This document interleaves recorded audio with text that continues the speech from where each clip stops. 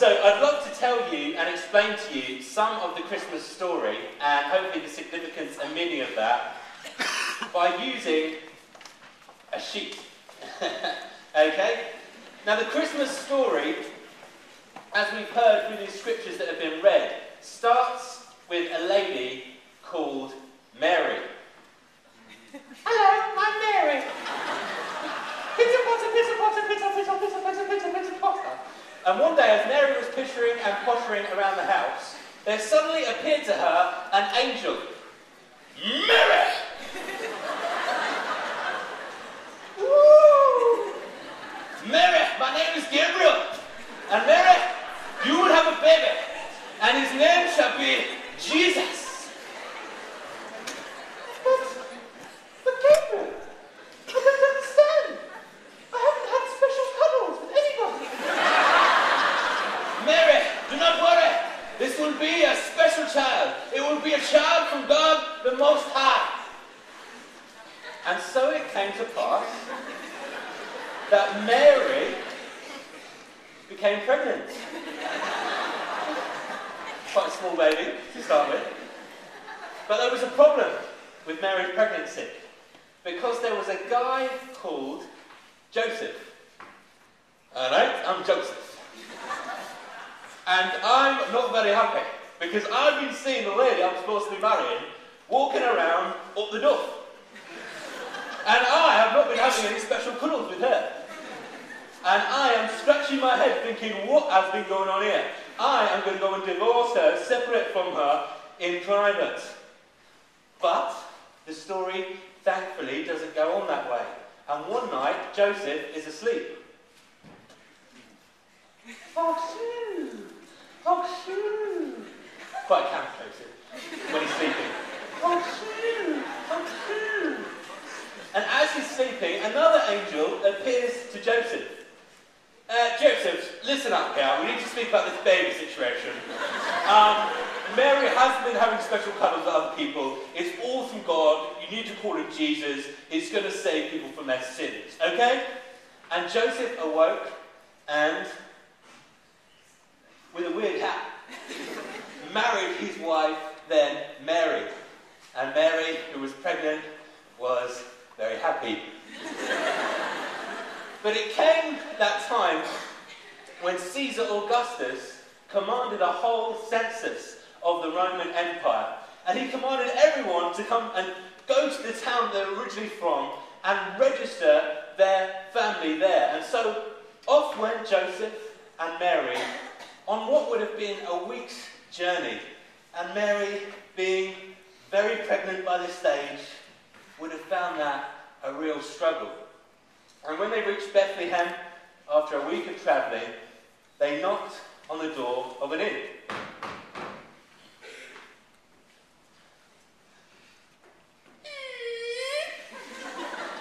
What do you want? Well, we'd like a room to stay. As you can see, my wife is pregnant. Rooms? We don't have any rooms, I'm afraid. But you can use where the animals stay, back in the back. Well, it'll have to do. Sorry, Joseph's voice keeps changing. I can't. It's too much in my head. That'll do. Great. Brilliant. Thank you. And they're there in the inn, and it came to be the time on that inn where the animals probably were, where Mary pop. It's like that, isn't it? That's how it works. When Mary had a baby. Hello.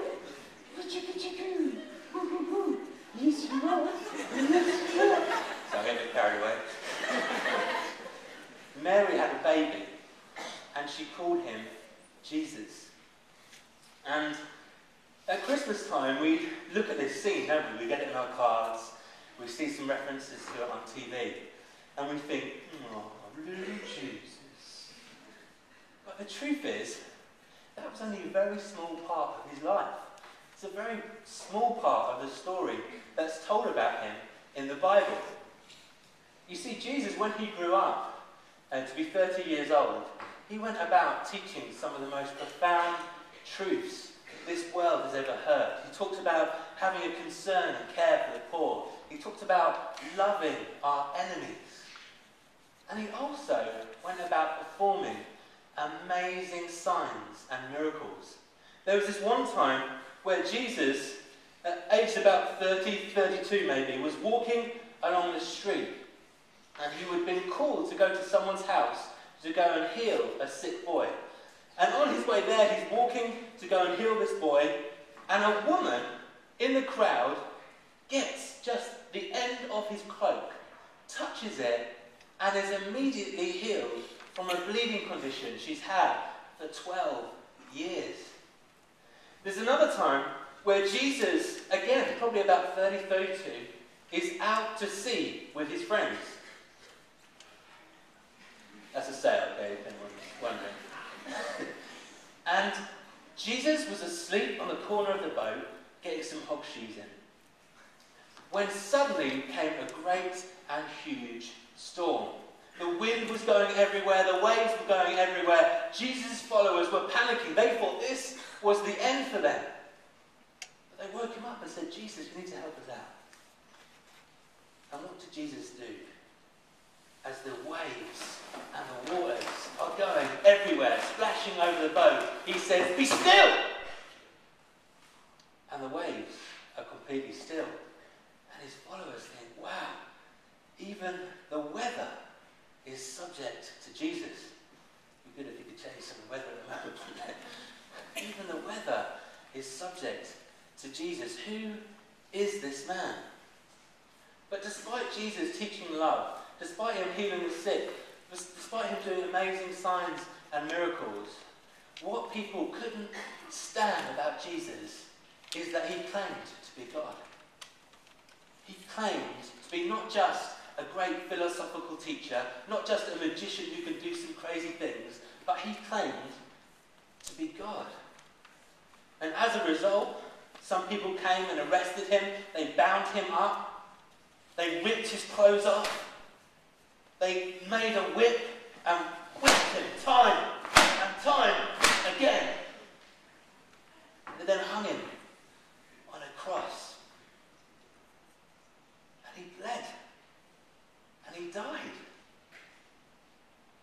And his followers took his body away. And what they did was wrap him in some sheets, very similar to the sheets that he was wrapped in when he was a baby at Christmas time. And they put him in a tomb, and they laid the sheets over him. And he lay there for a whole 3 days. Can you imagine what must have been going through the minds of his followers? Maybe he wasn't God. Maybe it was all just, I was getting a bit carried away. But what happened? 3 days later, is Jesus did this. I'm alive! Jesus rose from the dead, and he appeared to many, many people, so that today we would know that he was not just a philosopher, he was not just a magician, he was God. And what does this message have for us today? So what if Jesus was God? What does that mean? Why did Jesus come at Christmas? Why did he die and rise again on Easter? Well, the thing is, if we look at Jesus' life, it was pure. It was as white as snow. It was perfect. He was a human just like us. Yes, he was fully God, but he was a fully human. And he was tempted and tested and tried in every single way that we are. Yet the Bible says he was without sin. He was without wrongdoing. He did nothing wrong. There's no blemish there. It's pure. It's perfect. But the Bible says, actually, if we compare our lives to God's, they're pretty mucky. The Bible calls our goodness, our good works, as filthy rags compared to God. I don't know if you're like me, you can try and be a good person, but you continually, time and time again, do stuff you wish you didn't do. hurt people. We reject people. We were created to love people, but we didn't. We were created to love God, but we didn't. We chose to live for ourselves, and hence we have these filthy, rotten rags. And this filthy rag separates us from God. It means we can't quite connect with him. It means we can't quite feel like our prayers are answered. It means we can't quite have a relationship with him. There's nothing we can do that will let us do that. The Bible also says very severely that actually this badness, this wrongness, deserves the punishment from God. That's the bad news. But the good news is that God didn't give up on us. He loved us so much that he sent down his son, Jesus Christ, to live a perfect life. So that now, what we can do is do the great exchange. We can swap our filthy rags. We can say, God, I'm sorry for the stuff that I've done wrong in my life. I hand it over to you. And now, Jesus, I accept your perfect life. You see, this is the major difference between Christianity and any other faith or religion. It's that Jesus lived the perfect life for us. We could never do it. And now as Christians, we believe we have these new royal robes. Robes that give us direct access to God because it's what Jesus did for us. And robes that get us free from the judgment of God. Robes that give us security and peace and love and joy. So my challenge for you this Christmas is to enjoy time with family, enjoy time with friends, but think about Jesus. Was he God? If not, what other options do we have left? A man who claimed to be God. Was he a madman? Was he the devil? Or was he God? It's one of those three options we need to choose. On each of your chairs you'll have one of these little books.